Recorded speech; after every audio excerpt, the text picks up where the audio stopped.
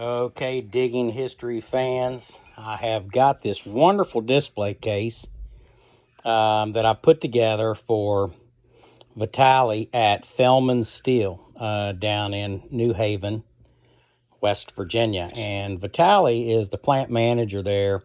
He's a great guy. Wonderful, wonderful organization.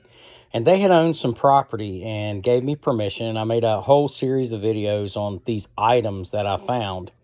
Now, obviously, I didn't find these items with my metal detector, but as most metal detectorists will tell you, that sometimes you find really cool pieces of pottery and china. And in this case, there's three really cool pieces: the face of an old porcelain doll, a teacup handle, and the bottom of a plate. As you can see, this rat tail file, I just left it in the condition. I knocked off some of the dirt and the dust and stuff. But what I didn't want to do is I didn't want to paint it or put it in a different format. I just like it in its raw form like this. So you'll also see that I made a list of all of these items. And I went through and of course, I researched these items. So I have a pretty good idea what dates they all come from.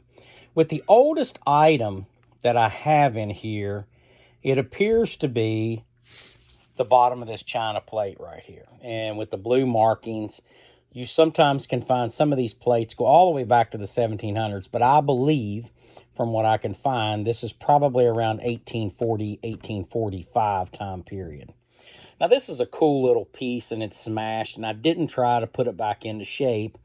But this is actually the top of a knife handle, or possibly one of the bayonets. Now, because I found two .58 caliber fired bullets there, and I did find some things, other things, some that I don't have displayed, that potentially could mean that there was a camp there.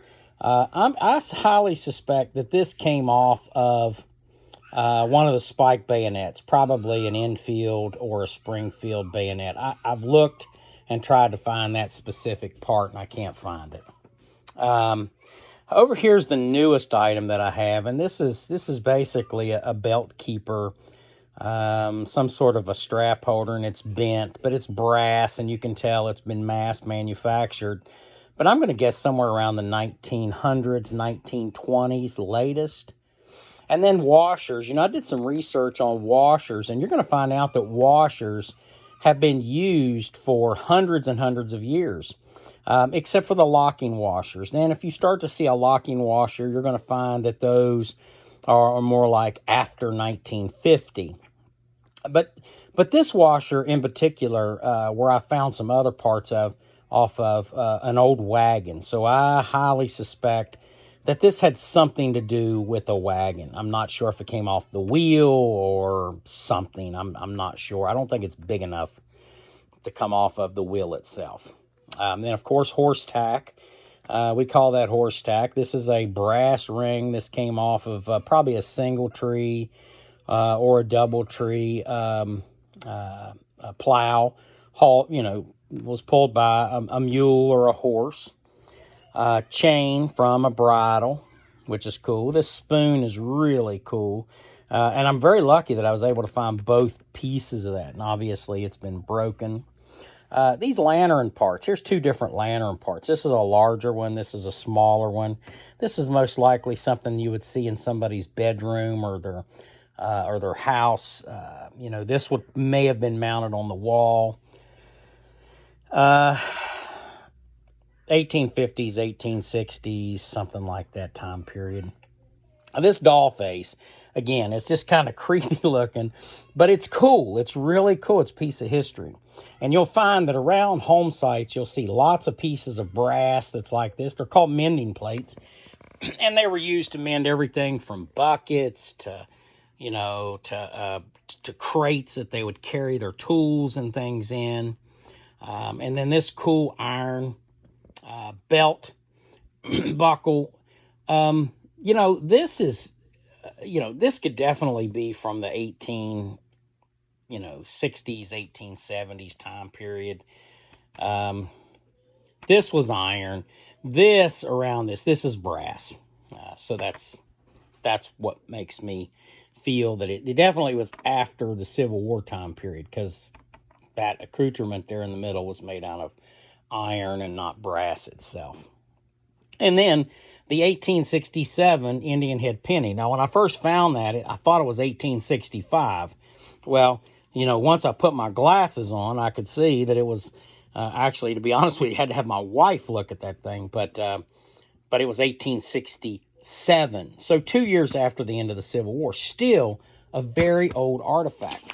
And I put this together in this display case because I wanted to present this to Vitale today at Felman Steel. They're going to have a special luncheon for veterans and retirees from the plant. They're always doing things like that there. And because they gave me access to that property, so all of the cool artifacts and the great things that I found, and believe me, this is the coolest stuff that I found, I displayed it, and I want them to have it. So it's going to be a great event.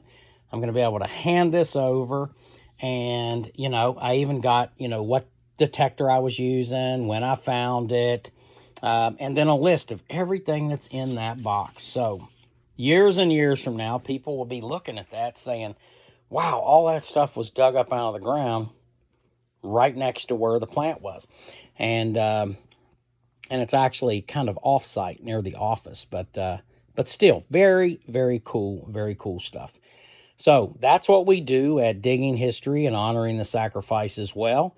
We work out, we create relationships with property owners and business owners, and they're very kind to us. You have to utilize a little bit of decency, and this is one of the things that you do. So look, some of these are really cool, cool items, but it's going to be so much cooler in a place where lots and lots of people are going to see it and be able to study about history. That is what we do. Take care, folks, and keep watching on Digging History and Honoring the Sacrifice. Like and subscribe to both my YouTube channel at Gun Truck LT with Digging History, and also with the West Virginia Library Channel Network. Take care, folks, and have a great day.